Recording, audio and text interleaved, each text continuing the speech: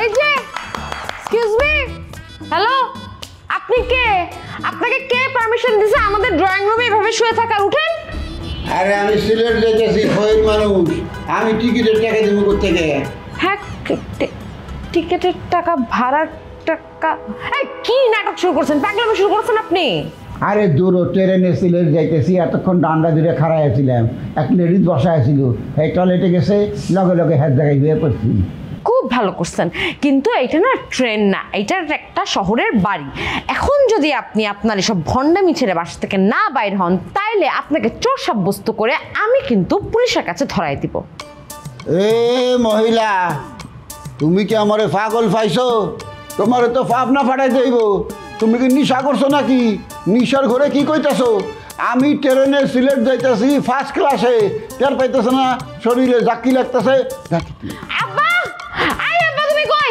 দেখো কি সব পাগল ছাগল বাসায় আসছে, তোমার মেয়েকে উল্টাপাল্টা কথা বলতেছে। তাড়াতাড়ি আসো, এটা বাসা থেকে বের করে এখন। এই বেটি, তুই সিট পাস নাই, খাড়ায় আছোস, আমি বসে আছি সিট পায়া, এর লাগে তোর হিংসা লাগতেছে।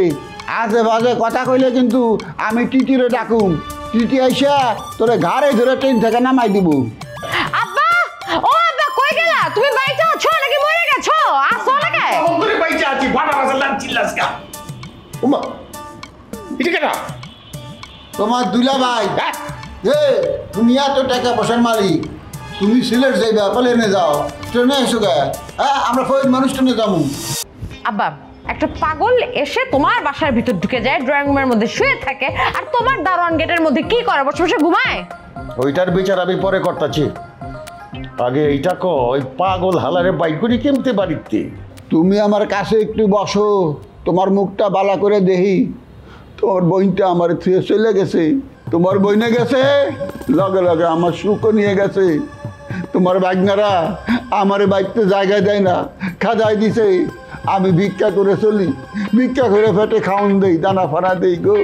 আব্বা, উনি আমার কোন ফুপুর জামাই লাগে? তুমি ওই বেঈমানগুলোর সাথে আবার যোগাযোগ শুরু করো নাই তো? তুমি বোন গো সব সম্পত্তি আত্মসাৎ করে নিজে ভোগ করতেছ। তুমি তাগরে সব সম্পত্তি থেকে বঞ্চিত করে বাগায় দিছো, তাগর লাগে যোগাযোগ বন্ধ করে দিছো। বোন গো ঠকায় কি লাভ হয়েছে? তোমার একটা মেয়ে, হে কত সম্পত্তি খাইব, দেখো আর বিয়ে হইবে এক বাটপারের লগে। আব্বা, এবারে কি কইতেছে তুমি শুনছো? এই লোক যদি তোমার আত্মীয় হয় তাইলে কইলাম আপ্যায়ন করো, আর যদি না হয় তাইলে বাসা থেকে খেলানোর ব্যবস্থা করো। আমি ওই তো কেউ লাগে না আমার।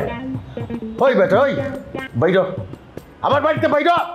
তাহলে বাট পাট জানি গোহান খান, আমার বোন জামাই ভিক্ষু হয়ে পারে না। আমি অভিশাপ দিলে কিন্তু তুই ভস্ম হয়ে যাবি। খালি তুই না, তোর মেয়েরও বিরাট ক্ষতি হইব।